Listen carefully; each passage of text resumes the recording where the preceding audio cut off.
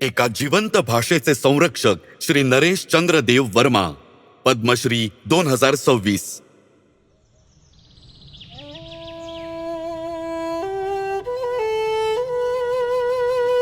त्रिपुराच्या शांत डोंगर रांगांमध्ये जिथे गोष्टी फक्त आठवणींमध्येच जिवंत होत्या, एक भाषा लिहिली जाण्याची वाट पाहत होती। अनेक दशके कॉकबोरॉकचा एक आवाज तर होता, पण लिखित स्वरूप फार कमी होतं। मग एका माणसाने लेखणी उचलली आणि काम सुरू केलं। 31 ऑक्टोबर 1944 रोजी जन्मलेले श्री नरेश चंद्र देव वर्मा यांनी आपलं बालपण बंगाली शिकण्यात घालवलं। मग एका जाणीवेने सर्व काही बदलून टाकलं। जर आपण आपली भाषा कॉकबोरॉक लिहिली नाही तर कोण लिहिणार?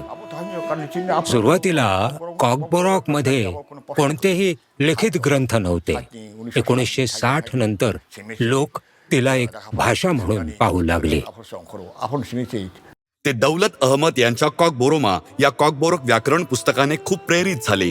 तसेच सुरुवातीच्या अग्रदूतांकडूनही, जसे सुधन्व देव बर्मा जे कॉकबोरॉकचे पहिले साहित्यिक लेखक होते, आणि डॉक्टर प्रभास चंद्र धर ज्यांनी रामायणाचं कॉकबोरॉक मध्ये भाषांतर केलं।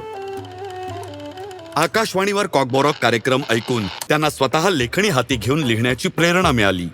1970 साली त्यांनी बंगालीमध्ये लिहायला सुरुवात केली आणि 1980 पासून त्यांनी कॉकबोरॉकमध्ये लिहायला सुरुवात केली।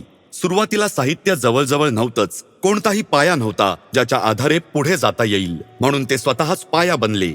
50 वर्षांहून अधिक काळाचा प्रवास, 34 पुस्तकं, असंख्य लेख आणि संशोधन त्यांनी कॉकबोरॉकला एका मौखिक ओळखीवरून लिखित वारशात रूपांतरित केलं। आज कॉकबोरॉक 100हून अधिक शाळा आणि अनेक कॉलेजांमध्ये शिकवली जाते, जिथे विद्वान आणि शिक्षकांचा समुदाय सातत्याने वाढत आहे।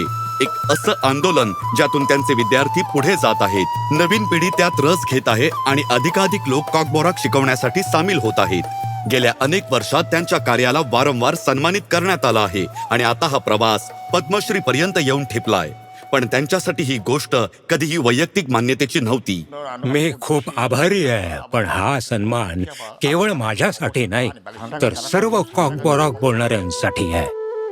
आज सेवानिवृत्तीनंतरही ते सतत लेखन करत आहेत, मार्गदर्शन करत आहेत आणि संरक्षण करत आहेत। त्यांचं स्वप्न साधं पण खूप महत्वाचं आहे की लोकांनी कॉकबोरॉक आत्मसात करावी, ती बोलावी, वापरावी आणि दैनंदिन जीवनात जिवंत ठेवावी। एका लुप्त होत चाललेल्या भाषेला तिचा नायक सापडला आणि आपल्या लेखणीने त्यांनी त्या भाषेत नवचैतन्य फुंकलं। जसजशी कॉकबोरॉक एक जिवंत आणि चिरस्थायी ओळखीसह वर येत आहे, एक नाव नेहमीच तिच्याशी जोडलेलं राहील, श्री नरेश चंद्र देव वर्मा, पद्मश्री 2026। कोटी कोटी नमस्कार।